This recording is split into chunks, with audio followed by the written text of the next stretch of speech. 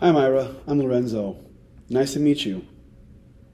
Nice to meet you too, I guess. So, I'll be your social worker through this process. This process. So you think me having my children removed is a process? I'm sorry. You sound upset. It seems like you being here in this situation is a little unsettling for you. Um, would you like to start off in sharing with me how you got into this position?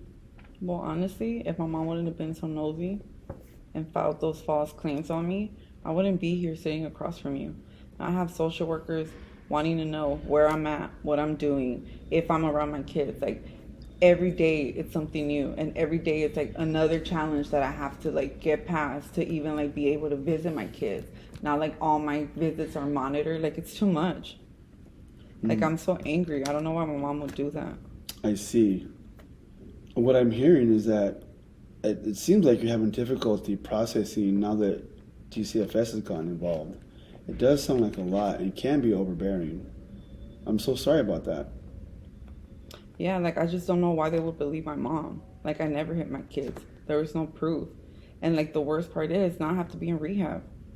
Like they decided that because of the claims that I should be drug tested and I did turn out dirty. So now I'm like forced to do that too. It's like I said, one thing it's like one day it's one thing, the next day it's another. Like does my mom realize what she did? Like I don't know why she would do this to me. Well, okay.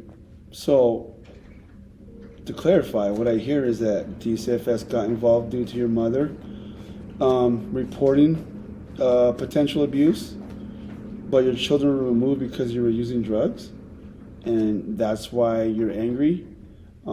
Are you upset more of the fact that you got them taken away, or now they have to go to rehab and don't feel like you need to? I mean, I'm upset about the whole thing. Like why do I have to do this? Like I see that there's like moms who do a lot worse and they don't have their kids removed, but here I am sitting across from you having to talk to you. And I don't want to. But like I mean that's pretty much basically it. Like now what? How are you going to help me? I'm so sorry, again, that you're going through all this. I can relate to those feelings you're having. And to be completely transparent, a few years back, I had my children taken away from me as well. It was a difficult time for me, you know. Um,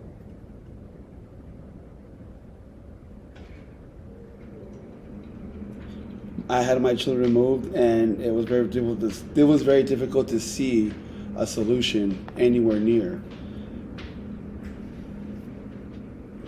But like did you get them back? Like I feel like everyone's against me. Like everywhere I turn it's like someone saying something new about me. Like I don't have nobody. I just feel like is out to get me right now at this point. You know, I hear that. I hear you. And it can feel like people are against you. On the one side, people are just trying to do their jobs and keep your kids safe. But I can understand how you feel it's unfair, you know. But to give some hope, I did get them back. And, you know, with my, experience and kind of going through the similar situations, I feel like we can work together in building a plan to help regain custody of your children. You don't need to be here. You could have given up a long time ago. But you being here says a lot. It says that you're strong, you have courage, and you're willing to fight for your kids. And that does say a lot. So like honestly, how can you possibly help me? They think I beat my kids. I tested positive for meth. Like how are you gonna help me? Well, it is going to be a process. And having this through this process together, I will first like learn to what your kids' names are. You know, a little bit about them. How old are they? You know, Well, my kids are great. They're the sweetest. Um, like I know I'm not a perfect mom.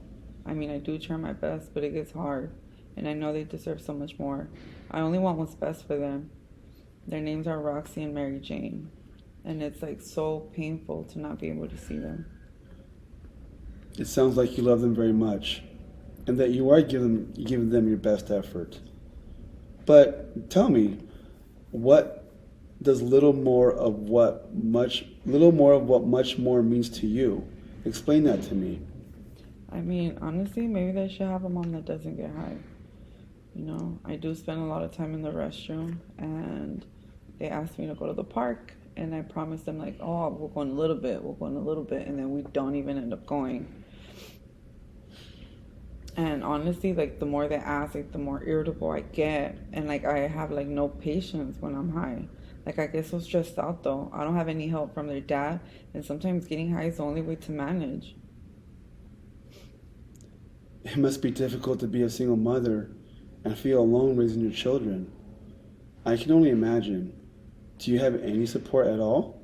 I mean, I had my dad. He was the only person by my side. He was always there to help me.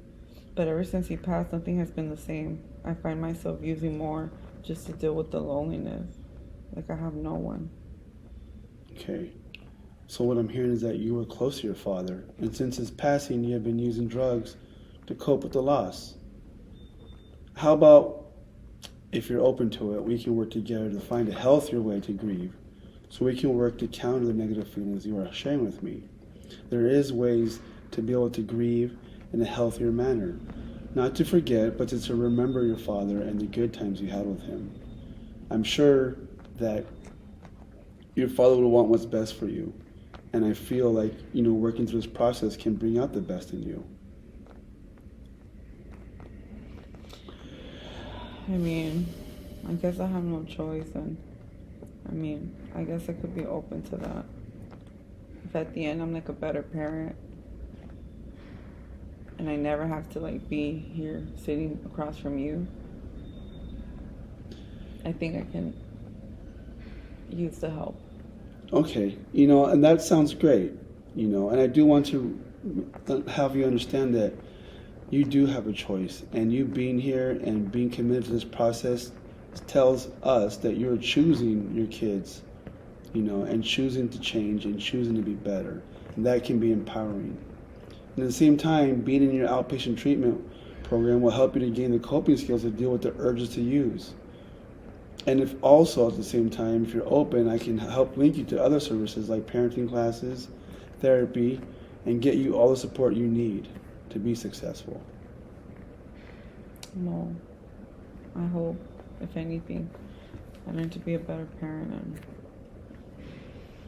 like I said, never have to sit across from you again.